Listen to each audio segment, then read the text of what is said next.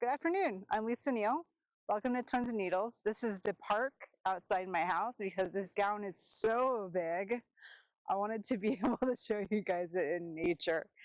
And this is my new later 1830s gown. And I will, in this video, show you guys all about it.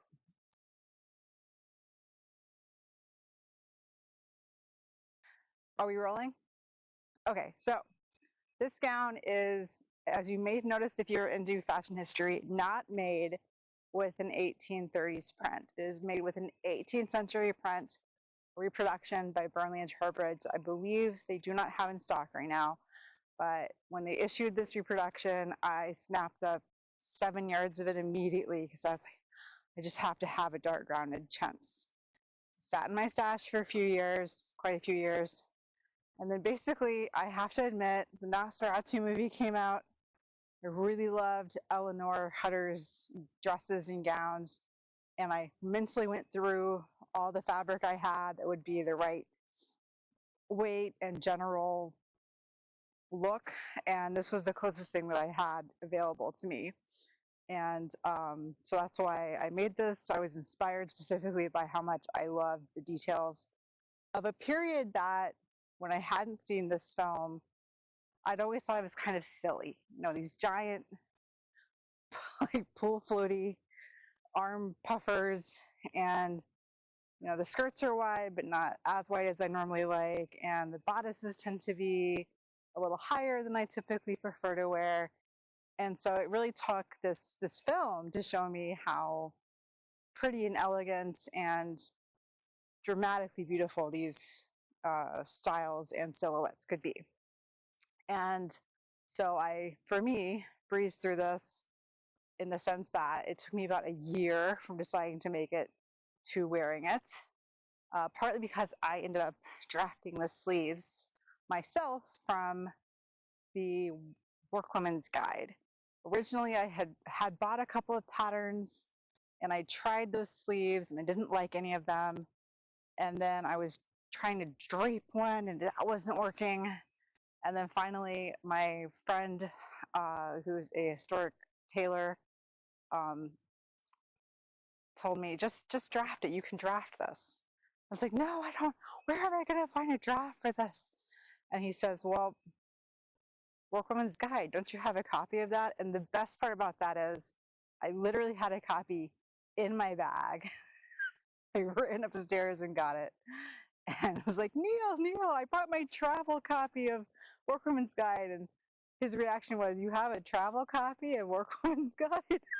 I was like, well, I don't want to bring the nice one.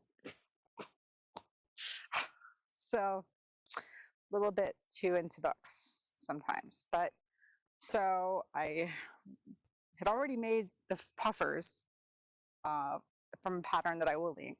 And then I needed to make the sleeve fit that. So I drafted the sleeve, got it to work. Interestingly, I actually started with one draft and ended up fitting it into a different shape that is also in the book. And then I was off to the races. It was just a matter of fitting the bodice and dealing with all the piping and making the rest of the gown. I had already made the skirt, and then somehow it took me 10 months to make this bodice and to actually cut and make the sleeves. Some projects just pick up a air of anxiety and they need to be put aside for a while, and I feel like I guess I just couldn't get more of this fabric. I really wanted to nail this gown. I think I built up the sleeves into being such a big deal. And they're literally a big deal. But I would just encourage you, if you're interested in the silhouette, to just try it out. And there's a point where you just have to go, okay, I'm gonna make it. And I did. And so now I have my beautiful late 1830s cotton day dress. It is still styled as a day dress. It's not a silk evening gown. So, ta-da, ta-da. Maybe a little bit more. All right. While your feet isn't visible, you are now centered in the duck. Okay, so here I should do a twirl. I think it depends on Whee! what you, yeah, I mean, all right. So Ta-da! Oh, we should start rolling. Okay, I thought you wanted to start with coming in. Oh, we are rolling. I think we've been rolling this whole time.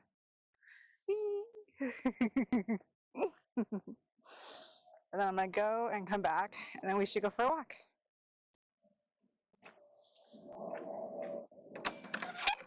Ah.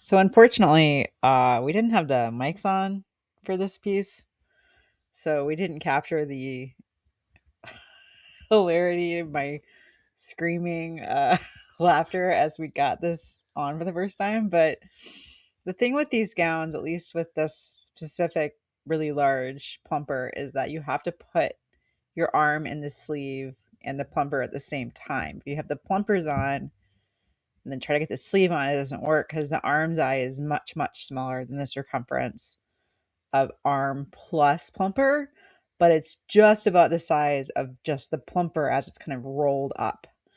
So, and you do need help, even though it's a front closing gown, to get into it. And no, we have no idea. Matt, do you remember what you said that was so funny? You're laughing so hard, I have to assume it was something ribald. And, trying to... I think you compared the plumper, unfortunately, to a part of anatomy. Yeah, and probably. I riffed on that with the yeah, that's likely. Difficult insertion due to size. That is likely. That is likely. We probably said something like that. It's okay, I'm married to her.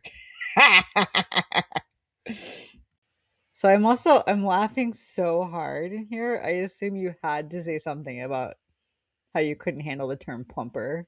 Like, there has to have been some kind of joke about, was that really what they called it? And I'm like, yeah, that's what it's called. And you're like, really? I don't remember knowing it was a plumper before this voiceover. How is that even better? That's what it's called. It's a plumper. Well, I guess that's what it's called modernly. I actually need to check. I'm not really sure what if the Workwoman's Guide addresses them. I'm not sure what she calls them. She might just call them supports. They're sleeve supports. Anyway, that's the proper word probably. So here I'm fussing with hooks and eyes on my sleeves. Actually, one of them I sewed inside out. And I will say, in a lot of extents, we don't see hooks and eyes in this position in this time. We do often see what people often expect to be penning damage or believe to be penning damage. I'm of two minds about this. Sometimes I think it could actually be penning damage. Sometimes it could be that there were hooks and eyes and they were removed later to salvage them. And I would have to honestly get a better look at a lot more extents in the wrist area to be sure. In this case, though, I just used hooks and eyes because I would like to be able to get at least partially undressed and dressed myself. And it's much easier than putting yourself into the sleeve. So in case you're not someone who can look at this sleeve flat and then how it's put together, I went ahead and included a little short video of what I actually did to physically sew the seam. And it's crazy how simple it is, because when you look at it on the body and on the finished gown, you think to yourself, well, this must be really complicated. There must be a seam between the elbow and the main body. There must be a bunch of stuff happening. And Laura and I, with Brandon Brooks, looked at a lot of gowns from this period with this kind of feature. And we were just, at first mystified because there's usually just the one seam. So I did do this seam with the machine. Don't come at me. But if you're going to do it with machine or even by hand, what you should do is start with your usual stitch length from the wrist to within 2-3 inches of that elbow turn. Then you want to go to a much shorter stitch length as you head into that corner, because you're going to turn that corner and then Go and do that. keep going with short stitches for a little while, and then you can lengthen your stitch back out towards the sleeve head. It is literally a one seam sleeve. That is it. So you're cutting it on the bias. You're cutting this enormous sleeve head bicep area, and then it just naturally makes this turn based on the cut and the bias orientation of the fabric. And then after you've sewn the seam, you're gonna clip into that stitching to just as close to that stitching as you can. The way Kenneth King describes it is don't chicken out. Don't chicken out there. Get really close to that stitch. And that's what allows that sleeve seam to open up and make that turn around your elbow, your inner elbow, as you wear the dress. If it makes you real nervous, you can go back and do a couple of reinforcing stitches right at that elbow piece. But if it's a nice strong fabric like this one, you don't really need to do that.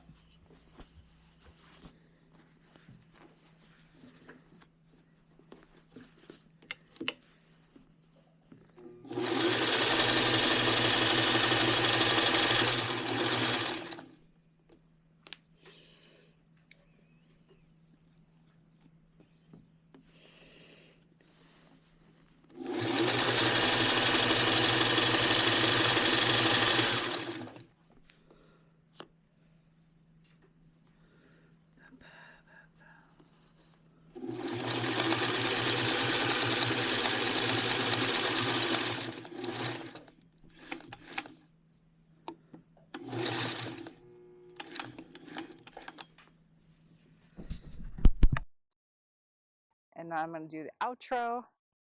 Thanks so much for joining us. Really appreciate you taking the time to visit. And I hope that you get some nice time outside today and enjoy your passions as well as I do.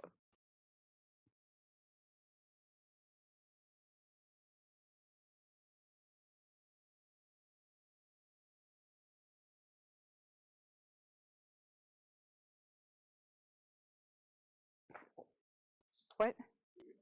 Oh.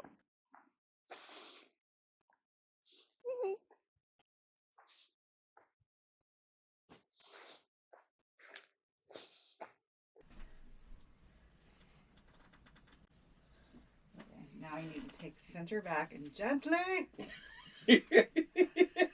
gently. What's life without a little stick?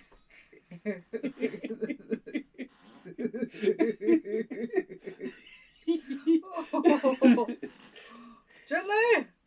Yeah. So there's a mirror hanging back there. Can you bring it over here?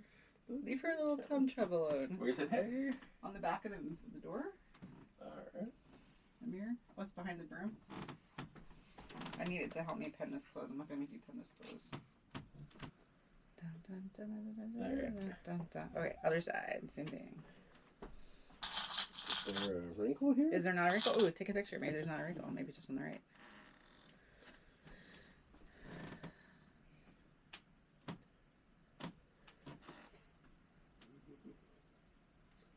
Oh, there's something. That could be the armpit. Yeah, that's the armpit, I think. Yeah, so try pulling the fabric up into my armpit, and then we might have to clip a little bit right there. How's that do?